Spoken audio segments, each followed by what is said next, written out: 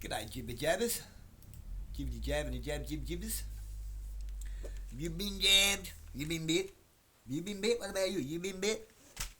You been bit? Rick Grimes. You been jabbed?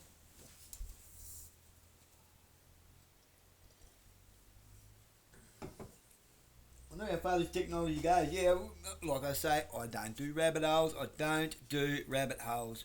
Dave, what you choose to do with this information is on you. I'm not going to be responsible to how you react to it. Nor should anybody else be held responsible to how you react or respond. They're your feelings. They're your emotions. Take responsibility for them.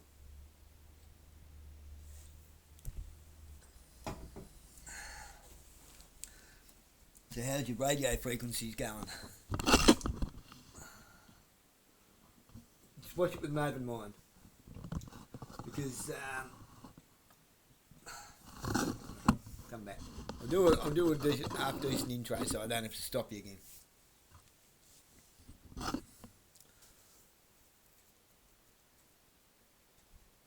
Have they found a way to reanimate the dead?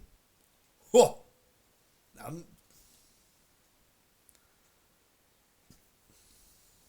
Why do they all need bunkers to go underground?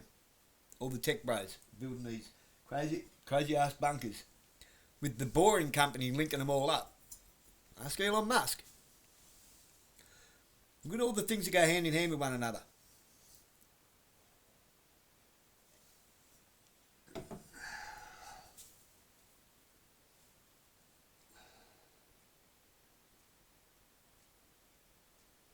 The zombie apocalypse isn't looking too far-fetched anymore. I know, right? I know. Like I say, I don't do rabbit holes. Nothing but blah, blah, blah, rabbits down there. Cartoon rabbits. It's hilarious. I think it is. Anyway.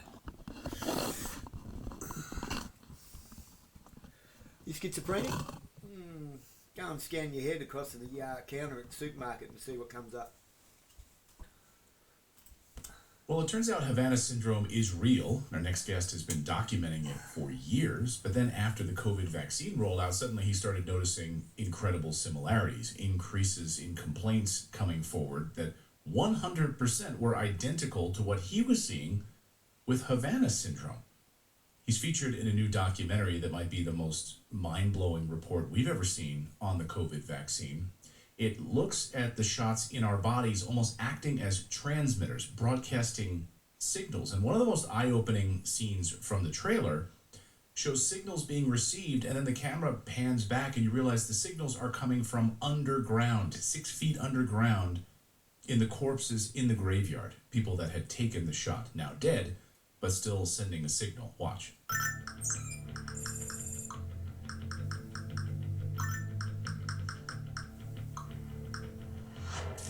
Way back in 1778, the Continental Congress unanimously passed America's first whistleblower law. I did this clearly at my own jeopardy. It recognized the duty to give the earliest information to Congress of any misconduct, frauds, or misdemeanors committed by anyone working for government. The information I'm presenting is made as a protected communication under Title 10 USC 1034 as a whistleblower.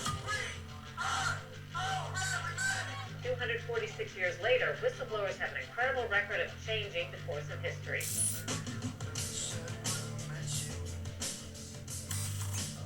In late October of 2019, I was approached by leadership. There were 5 clients and there was a vendor in the room. The vendor was BioNTech. These are the notes that I took during the conversation and meeting with the stakeholders for the contact tracing application. Took the fabric of my reality and just rubbed me. I mean, it just made me question everything. Government is going to grant themselves powers unilaterally to create greater control over American society and global society. COVID is critical because this is what convinces people to accept, to legitimize Upload complete. total biometric surveillance. It's always the data. It's the crack cocaine of Silicon Valley. We are already living inside the architecture of totalitarianism. Definitely go and watch Died Suddenly. I've seen it. I've seen quite a few of these things that you're seeing flash up on here. Like I say, you can either take it on board, take it with a grain of salt, whatever. I take no responsibility for what you do with this information. I don't claim to know everything, but damn, I know a lot. Hitler was spot on when he said it isn't. People are so busy learning dates and trivial bits of tidbits and facts and data and information that are completely irrelevant. When a war started, like, you know, what particular date and who fired the first shot is completely irrelevant. What happened for the couple of years prior, leading up to that, during, and the couple of years after, behind the scenes, is what's important to know. The people fighting the war are just cannon fodder. We're nothing. We're just a tool. A tool for which we are the vehicle. We're not just a tool, we're a vehicle. A vehicle to implement our own control with our own behaviours. Stop rallying and protesting. Stop it. Stop engaging altogether. Walk away. Well, I think everyone's ridiculing me. I did the same to Christ, you know. Now,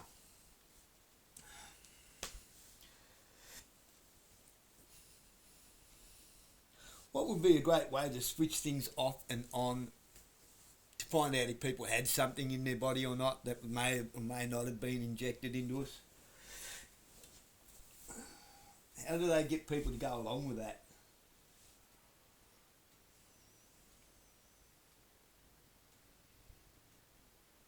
They have a stabbing epidemic. How do they manufacture a stabbing epidemic? Set a couple of people off with that, what you're about to witness. I've only watched about 10 minutes of this, so I'll stop recording and now I'll start it again because, you know, it's just one of those things. Do I want to share this with you? Are you ready to watch it? Before you watch this, before you go any further, go back and watch my last video on the allegory of Plato's cave meets Schrodinger's cat. Are you really ready to look inside the box to see what sort of state the cat's in? You have a lot of deep-seated questions and a lot of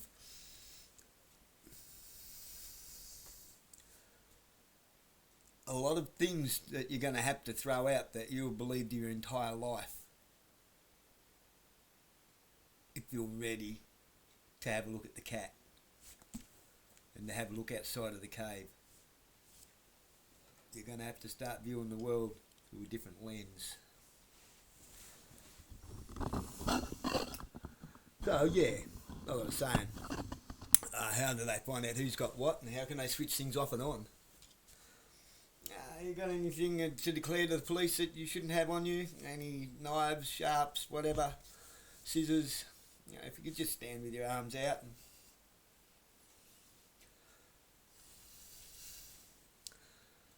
at the same time as going back to the database while they've got you on their little camera.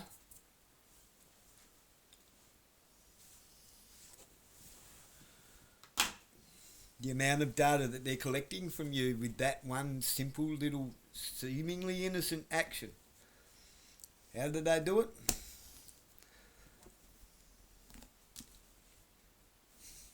Why do you think the machete bins cost so much money? How much did the machetes cost to put in them?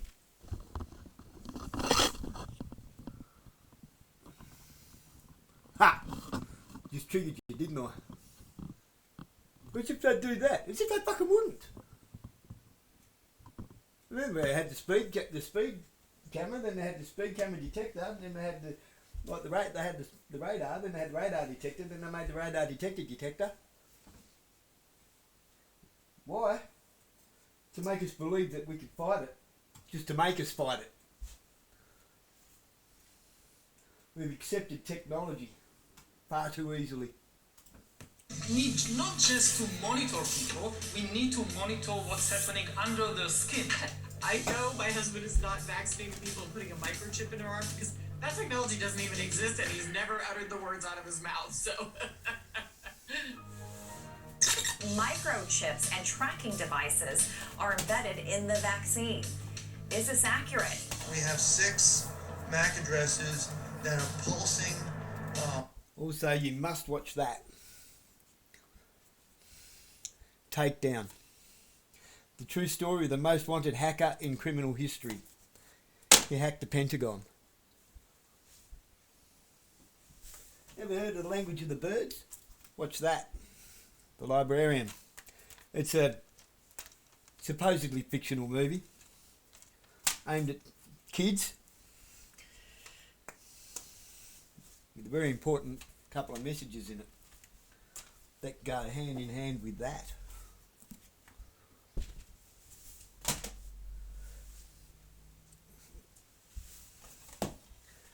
And watch that and you'll find out that Dr. Martin Luther King and Malcolm X were not enemies at all. Bluetooth signals, and all we are is surrounded by tombstones. So can someone explain to me why we're getting EMF emissions off grain inside of a Faraday cage, please? So we've seen the reports of individuals having unlicensed MAC addresses post-vaccination. I've seen evidence of that myself. One of the requirements that just changed the entire course of the conversation and frankly my life, that's when Lipid Nano came into the conversation. These are not vaccines, these are not biological. As you go through the patent in section 219, it explains how they are self-assembled nanoparticles, and they're fully programmable. From a technical perspective, if I... Sorry I keep interrupting you. Get it over and done because this is just the intro. Last point. World Economic Forum didn't get defeated by Trump. The United Nations isn't being dismantled by Trump. NATO is not being dismantled by Trump. That's just the optics that we're meant to see. They have finished their work. The contract's done. Olympic Dam, Roxby Downs. It's been happening worldwide for years and we've been building it. We've been building the world where we are not needed. Why do you think all the Ron G factories have shut down? There used to be one in every state. Some places there were 2 in a state. They even had a college. But no trade award. Everything to do with fiberglass in Australia was done by a government contract, like the big stuff. But there's no record of you ever doing it.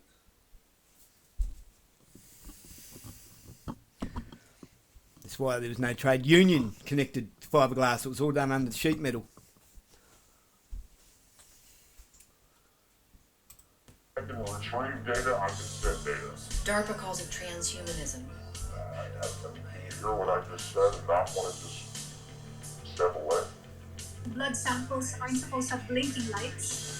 But there they are. They're little dots. They move across the slide and they're blinking. This was brain tissue that had been sitting in a jar of formalin for 6 months. Even if the body dies, they continue. Yes, apparently.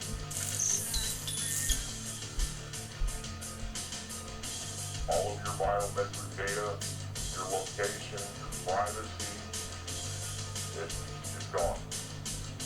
If you took the vaccine, you are the router. You are a communication device. Jesse Beltran is a TSCM certified investigator, one of the nation's leading specialists in anomalous frequency analysis and Havana syndrome related phenomenon for over 20 years. Of course, this has led him to the COVID vaccine. And Jesse joins us now. Thank you so much for being here, Jesse. Welcome to the show. Well, thank you, Clayton, and thank you for the opportunity. It's important that we disseminate this information to basically the general population, because normally I deal with people who are symptomatic and having complaints. And recently, within our research, and you just touched a little bit upon it, we're finding that even those who are not symptomatic post-jab are now coming up positive in where we detect anomalous RF signals and or nonlinear junction semiconductor materials in these very specific focal areas around the human body. And we have some video here of your team, you specifically looking at and examining the human body. Here's one individual where you have some sort of a device on someone's head. This person obviously still alive. But what are you seeing? Like what is actually happening when you're holding up this transmitter to the human head and different parts of the body? Yeah, what I'm actually, there's two devices. One is an RF detector. It's a general frequency detector where we'll scan the human person and see if we get a detection. The manufacturer has this, the accuracy down to one millionth of a millimeter as far as accuracy. So we can attenuate it down because we live in a wireless society, so that we have to be really, really close to an emission. Then the other device that you saw in the documentary is a nonlinear junction detector. These things are highly sensitive, very expensive. This piece of equipment here is around $22,000 US. And what it was designed to do is to find rust initially in airplanes. And what they found serendipitously is that it will also locate circuitry or semiconductor material, silicon-based, which is basically in all circuitry, down to very, very minute sizes. And what we were doing is doing RF scanning around those victims who were symptomatic initially, and then coming with a nonlinear junction detection because we felt, our hypothesis was, those who were suffering from the Havana syndrome or anomalous health incidences is the new acronym, that there was something unique within that person that was allowing them to receive these signals. And what the nonlinear junction detection was detecting is positive results for semiconductive materials or semiconductors in these people, which ultimately led to surgical removal of biosensors. One of my earliest cases is the Bonnie Kellerby case. This man and this woman here are now my family. And without John supporting Bonnie through this, remember, he thought she was crazy. But we were able to show proof on this journey that she wasn't. Okay? And think about their relationship. This can happen to any one of you. Okay? And how would you feel if you let the love of your life go because someone synthetically induced mental illness? Thank you. Okay. You want to say anything? You want to say anything? I just, this started 22 years ago for us. She was implanted 22 years ago. So that was very difficult.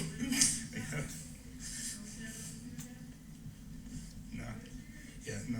And it was very difficult. The 7 years before we met Jesse was hell, basically. Because I didn't trust what she was saying, didn't trust what she was acting. Take her to the hospital. They put her in 72-hour lockup because they say that, schizophrenia. That's what they use against you. It's not fair. It's a horrible thing. And we're lucky we made it through it today. So anyway, we got 3 instruments. We went through everything. I take her to wherever it's necessary to get help. And we've got some surgical removal. She's got 2 implants still that are very bad, that aren't released yet. We're hoping that this new doctor will help us to get it out. And then maybe we can have our life come back. But our life has not been normal. We should be enjoying our retirement, but it's very difficult to do that when she's tortured 24/7 with voice and torment. It's a horrible thing. It's unbelievable, actually. So anyway, sorry, very emotional. Jesse, thank you. They removed 3 biosensors out of her. And I ask this question to everyone out there. How many of you out there have someone in your family, a friend, or know someone who has mental illness? And what if that mental illness was synthetically induced? Okay? How would you feel if this was done to a loved one, to you, or to a close friend? And the Bonnie Kellerby case really touches home on that. I was invited down in Santa Monica, California to do a presentation in front of Secretary of State's RFK support group. They raised a lot of money for his campaign. And they asked me to do a presentation about this topic. And to my surprise, the Kellerbys showed up there. And so we showed and demonstrated these biosensors that were taken out of her. And she stood up, and Mr. Kellerby was a very proud man. Stood up, and he expresses he almost lost the love of his life because he thought she was crazy. In fact, Dr. Call called me and said, Jesse, can you please give this couple a call? I know that Bonnie's telling the truth. Can you please talk to him? And I said, sure. So I gave him a call. And when we held our first meeting in Sacramento, California, when I was just trying to find out how many victims are truly out there, and I expected a handful, and when we disseminated it out to the community, I had 100 people show up. Mr. Kellerby was there. And everyone in that room, was standing room only, had the very same complaints with very little deviation. And Mr. Kellerby stood up and he said, I almost lost the love of my life, but I can no longer discard her as being crazy because each and every one of you have expressed the same complaints as her. And he goes at that RFK presentation that I was at, and he said, we should be enjoying in retirement. You know, they're making individuals like my wife look like they're crazy and diagnosing them with schizophrenia, force institutionalizing them, force medicating them, and further re-victimizing them. Bonnie Kellerby never consented for those biosensors to be implanted in her body. Those were done non-consensually. And what may surprise you if I asked you, is this legal to do in the United States? And I would come back and say, right now it is currently absolutely legal to do to you without your consent. In 2016, President Obama instituted the 21st Century Cures Act. And it was sold to the American citizens as a way to fight the opioid epidemic, a crisis that we were having here in the United States. But hidden in it was a section called 3024. And in section 3024, the exact language is this: it is legal to experiment on U.S. citizens without their consent as long as it does not exceed minimal risk criteria. Then the question is, what is minimal risk criteria?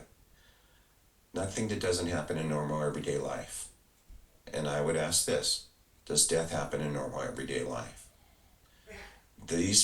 And they're further protected. If you are in an IRB and if you do a FOIA request to see if you are in an experiment, it is protected under national security protocol, so that data cannot be shared with you.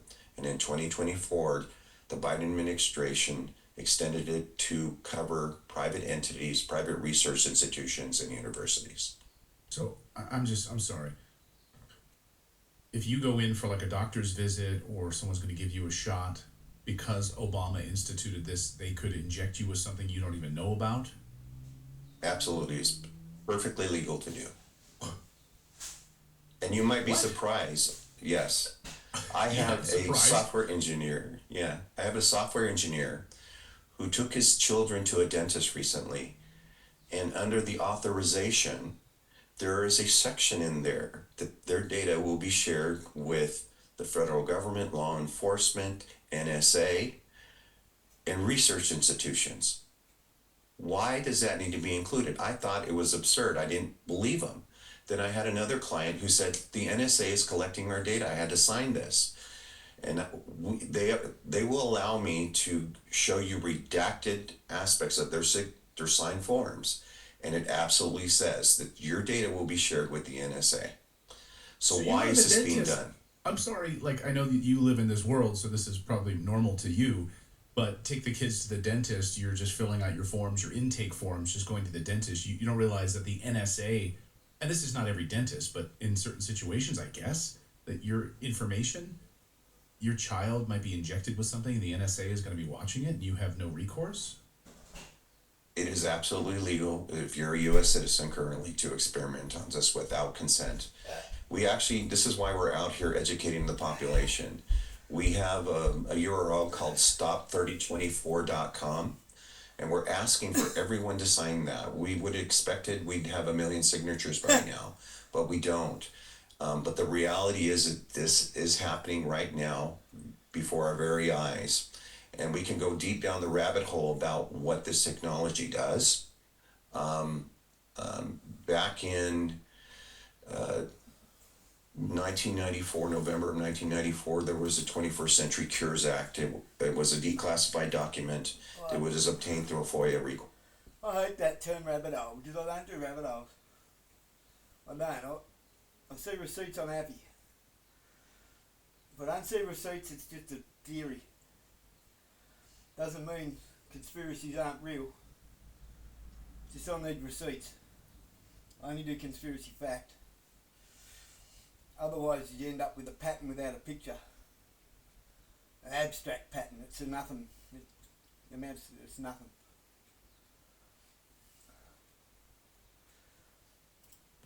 And on page 89, this is to keep the United States Air Force a superpower 50 years into the future. On page 89 is a chapter called Biological Processes of this report. And in it, it talks about using RF technology to remotely influence the human body, affecting our biochemistry, our thought processes. And in it, it says with this tech that they can erase memory sets and imprint memory sets. That means that they can take a copy of someone's memory sets that has a certain attribute that they want to institute in others, so they can imprint it in others with this tech. And they can erase memory sets. Now people say, well, that sounds very sci-fi, but it's in there. You can read it. It's in black and white. Go back to 1972 in California. Our correctional institutions are notorious for experimenting on prisoners. We have another document from our United States Congress Senate that talks about modifying human behavior. Yeah, it just flashed when he did that. And in 1972 at Vacaville Prison, not only then were they able to remotely monitor your biometrics, that means your respirations, your heart rate, your temperature, your blood pressure, but in the section it also says remotely read your thoughts. So that was in 1972. Now in 2013, there's a gentleman by the name of CIA, remote viewing. That's a thing. What's his name? The Y-Files done a whole thing on it, with Hecklefish. He's a pretty smart dude, that fella. Yeah. Dr. Ido Bachelet, who gave a TED Med talk in Israel, and he's holding up a syringe. He says, I just brought this syringe from my lab, and just at the tip, not the full scale of the syringe, he says at the tip of this needle was 1,000 billion robots. Nanorobots is what he was talking about. They're 50 nanometers in size. That's 2,000 times the width of a strain of a human hair. You can never see it. It would be invisible. But what these robots can do and can self-replicate, they can self-assemble, they can cross the blood-brain barrier, they can attach to your DNA. And he teaches his students, and he's saying this in the presentation, how to control these things once they're in the host with an Xbox controller. That is what we're dealing with now. This is basically computer programming of nanoscale technology that we are now discovering, that we know that in studies is shown that it has been in the Pfizer vaccine and the mRNA vaccine. It is also in the xylocaine derivatives. You can, in the demonstration that we sent you, you can see Dr. Ido Bachelet's nanorobots next to the xylocaine derivatives, and they're identical. You can look at what's in the studies that show what they were pulling out of the vaccines, you can see that they're identical. So the bottom line is, what can be done with this tech? If you're able to do these types of things, and what? Yeah.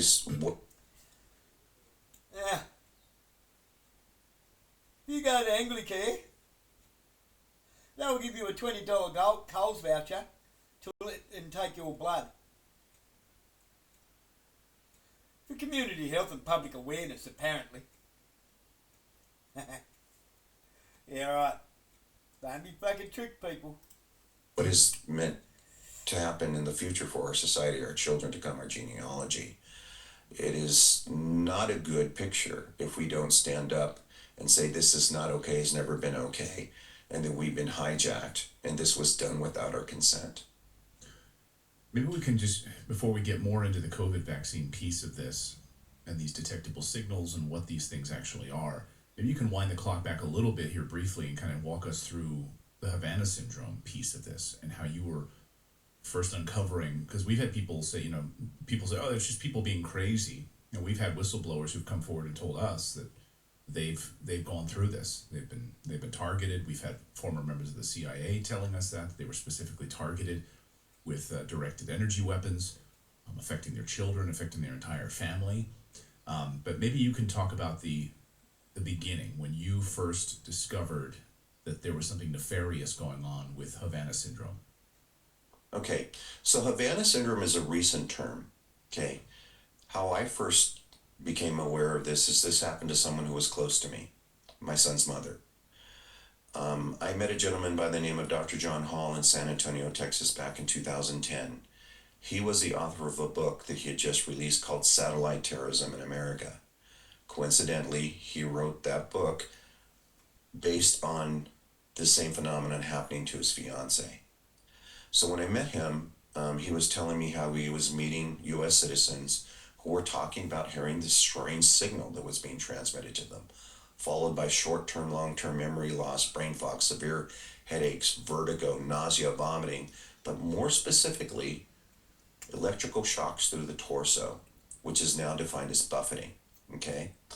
Now, these individuals are truly being tortured and affected 365 days a year, 24/7. It is completely debilitating. And what Dr. Hall was doing was utilizing a general frequency detector, scanning people to see if they can detect anything around their person, and they were coming up positive. And I had said to him, well, isn't that enough to go to the general practitioner and get further diagnostics? He says, no.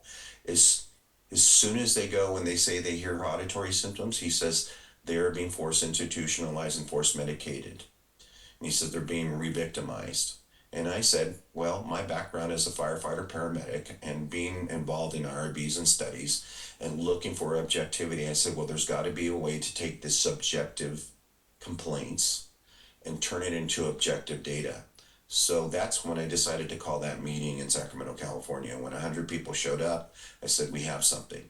So I decided to start doing mass scanning in the field in conjunction with obtaining survey data to see who was most affected by this. And the data started to paint a picture. 300 people showed up at our first event in Davis, California.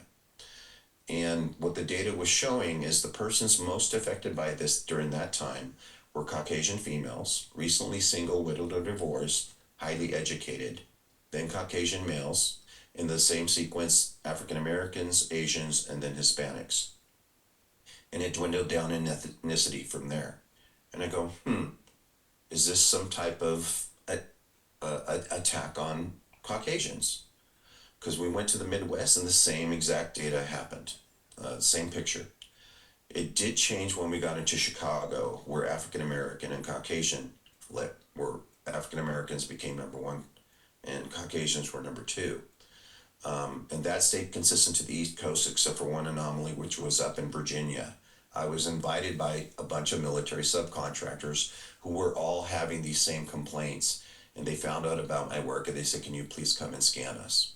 That ultimately took me to Europe. I was invited by a government agency to test their diplomats, and for me to bring anyone who I felt sure was suffering from this phenomena. They allowed me to use a research facility, test these individuals in a Faraday cage, anechoic chamber, which is a robust Faraday cage, and it was rated to block out frequencies between 8 kilohertz and 19 gigahertz.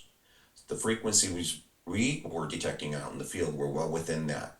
So we used controlled people, which our frequency counters read 0 for the first time ever. So we knew we were in the right environment. When we brought in those symptomatic individuals, we were detecting frequencies. So it was at that point we conclude, for whatever reason, these frequencies are emitting from the human body. Ultimately, that led to the Bonnie Kellerby cases where they started doing surgical removals, finding these biosensors. Now, in 2016, which is far further, in the future from 2010, it was recognized, but from our diplomats and our FBI agents and CIA agents and congressional members, Colonel Agroon testified that this is happening to all of them, but they're saying it only happens to federal employees. We know for a fact that this has been happening, at least we've been documenting since 2010, to U.S. citizens here in the United States. Why else would the head doctor of a 3-letter agency contact me and tell me, you and Dr. Hall kind of Renaissance men, and you're absolutely correct, there's significant overlap between the 338 federal employees that he's treating for Havana syndrome and our clients are the same. He said, the only difference is that you are surgically removing biosensors. Tell me more.